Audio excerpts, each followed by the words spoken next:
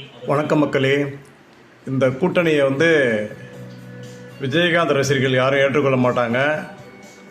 அது மட்டும் இல்லாமல் இந்த கூட்டணியால் தேமுதிக அதன் பலத்தை முற்றிலும் இழந்துவிட்டது.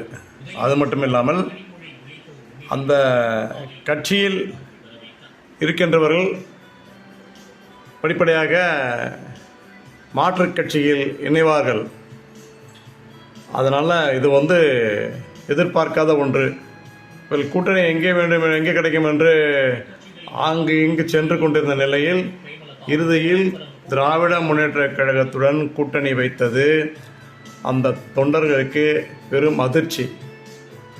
இது விஜயகாந்த் இருந்திருந்தால் இப்படி நடந்திருக்காது, வாய்ப்பு இருந்திருக்காது.